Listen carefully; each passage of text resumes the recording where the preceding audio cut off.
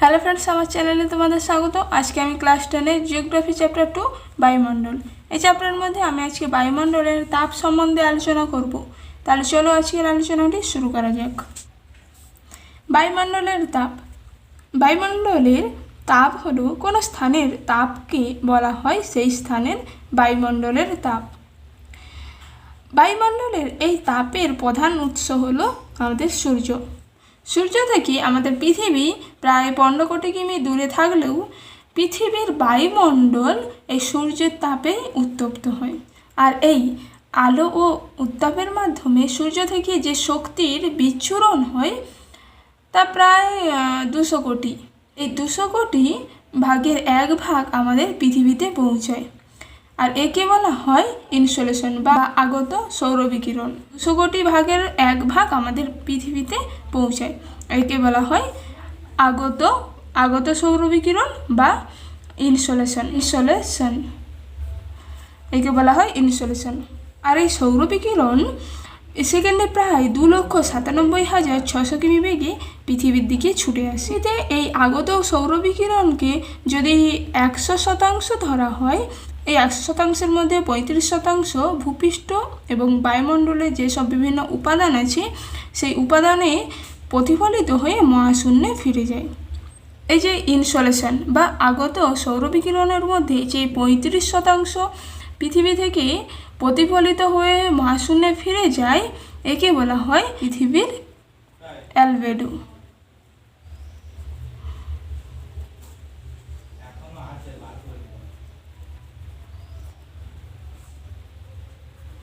পৃথিবীর অ্যালবেডো বলা হয়, মানে যেটা মহাশূন্যে ফিরে যায় যে 35%, সেটাকে বলা হয় পৃথিবীর অ্যালবেডো। তারপরে আর অবশিষ্ট আছে 65%। এই 65%-এর মধ্যে প্রায় 14% বায়ুমণ্ডলে বিভিন্ন উপাদান শোষণ করে নেয়, যেমন জলীয় বাষ্প, ধূলিকণা।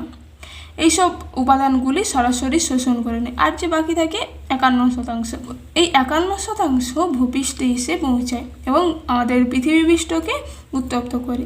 তাহলে দেখা যাচ্ছে যে আগত সৌরবিকিরণের শতকরা মাত্র 65 ভাগের মাধ্যমে ভূপৃষ্ঠ এবং বায়ুমণ্ডল উত্তপ্ত হয়।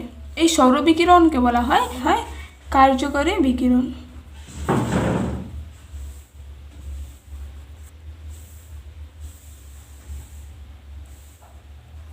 কার্যকরী বিকিরণ মানে এটা হলো 35%, আর এটা হলো 65%।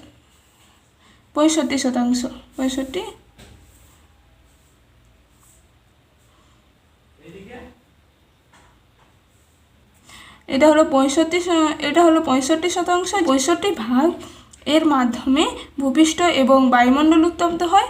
আর যে এই 35%, এই যে 35% ভূপৃষ্ঠ এবং বায়ুমণ্ডলের বিভিন্ন উপাদানে প্রতিফলিত হয়ে মহাশূন্যে ফিরে যায়। এইবার আলোচনা করব তাপের সমতা সম্বন্ধে।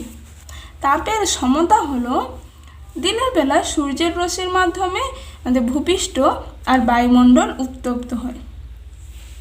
আর এই বায়ুমণ্ডল এবং ভূপৃষ্ঠ উত্তপ্ত হওয়ার পর রাত্রে সেই তাপ বিকিরণ করে এগুলি তখন শীতল হয়। মানে দিনের বেলা যে পরিমাণে সৌরশক্তি ভূপৃষ্ঠ এবং বায়ুমণ্ডল গ্রহণ করে, মানে এই যে 65%, ঠিক একই পরিমাণে সৌর বিকিরণের মাধ্যমে মহাশূন্যে ফিরে যায়।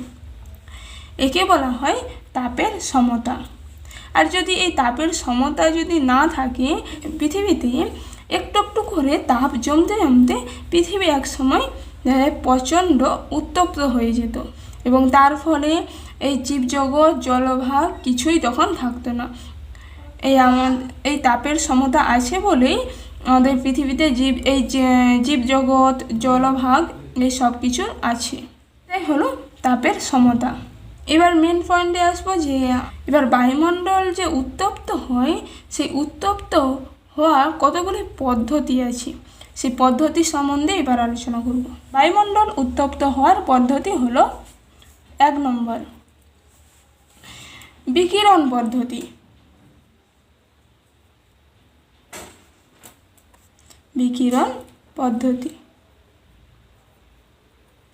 সূর্যের তাপে ভূপৃষ্ঠ উষ্ণ হয় এবং ওই উষ্ণ ভূপৃষ্ঠ তাপ বিকিরণ করে। বায়ুমণ্ডলের একেবারে নিচের স্তর ওই বিকীর্ণ তাপ গ্রহণ করে উত্তপ্ত হয়। একে বলা হয় বিকীর্ণ পদ্ধতি, মানে এইভাবে বায়ুমণ্ডল উত্তপ্ত হয়। পদ্ধতি 2 নম্বর হলো পরিবহন পদ্ধতি।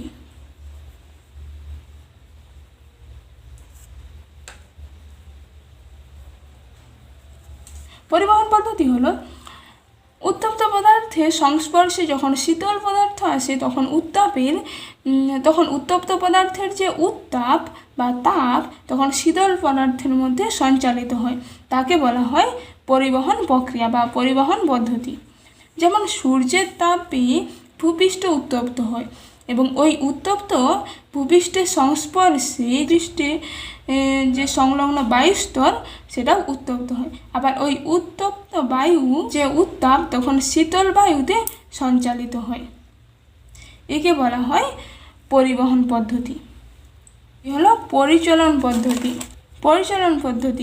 পরিচলন পদ্ধতি হলো ভূপৃষ্ঠে যে সংলগ্ন বায়ু তখন উত্তপ্ত হওয়ার ফলে প্রসারিত এবং হালকা হয়ে উপরের দিকে উঠে যায়, মানে হালকা জিনিস তো উপরের দিকেই উঠবে, তখন চারিদিক থেকে ঠান্ডা আর ভারী বাতাস তখন ওই ফাঁকা স্থানে ছুটে আসে এবং বাতাসও তখন উত্তপ্ত হয়ে ওপরের দিকে উঠে যায়।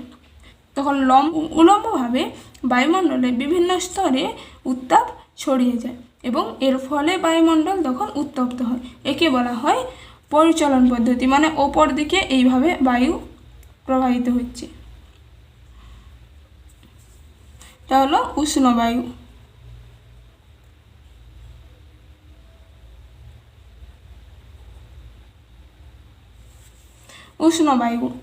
উষ্ণ বায়ু এভাবে হালকা হওয়ার জন্য ওপরের দিকে উঠে যাচ্ছে, একে বলা হয় পরিচলন পদ্ধতি। 4 নম্বর হলো অ্যাডভেকশন।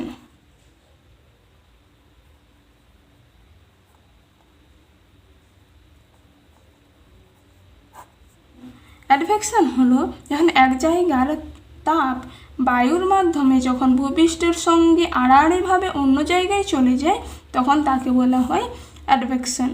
মানে ঠিক এই পরিচলন স্রোতের উল্টোটা। এই পরিচলন স্রোত ওপর দিকে এইভাবে উলম্বভাবে যায় উষ্ণ বায়ু, এবং এই অ্যাডভেকশনের ক্ষেত্রে এইভাবে আড়াআড়িভাবে বায়ু যাচ্ছে,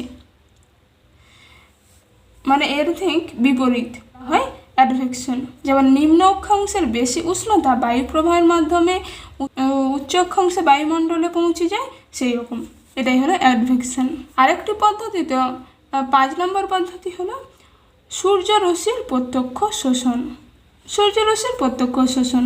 সূর্যের রশ্মি যখন বায়ুমণ্ডলের মধ্য দিয়ে আসে তখন তার কিছু অংশ বায়ুমণ্ডলে বিভিন্ন উপাদানের মাধ্যমে শোষিত হয়, যেমন কার্বন ডাইঅক্সাইড, জলীয় বাষ্প এবং ধূলিকণা। এইসব পদার্থ সূর্যের রশ্মি শোষণ করে বায়ুমণ্ডলকে সামান্য পরিমাণে উত্তপ্ত করে। এছাড়াও ভূপৃষ্ঠ থেকে যে ইউরেনিয়াম, থোরিয়াম এইসব তেজস্ক্রিয় পদার্থেরও তাপ বিকিরণ হয়। আগ্নেয়গিরি, প্রস্রবণ এইসব প্রভৃতির মাধ্যমে ভূগর্ভের তাপ এইসব থেকেও বায়ুমণ্ডল উত্তপ্ত হয়। আবার শিলার রাসায়নিক আবহবিকারের মাধ্যমে প্রাণীদেহ থেকে যে নির্গত হয় তাপ, এসব তাপ বায়ুমণ্ডলে মিশিয়ে মণ্ডলের উষ্ণতা বৃদ্ধি করে। এই কয়েকটি পদ্ধতির মাধ্যমে বায়ুমণ্ডল উত্তপ্ত হয়। তাহলে বুঝতে পারলে কীভাবে বায়ুমণ্ডল উত্তপ্ত হয়। আজকে আমি এতটা পর্যন্তই আলোচনা করলাম। আজকে আমি এখানে শেষ করলাম। তোমরা যদি আজকের এই আলোচনাটা বুঝতে পেরে থাকো তাহলে একটি লাইক, কমেন্ট এবং সাবস্ক্রাইব করে দেবে। দেখা হচ্ছে পরের ভিডিওতে। আজকের আলোচনা এটুকুই।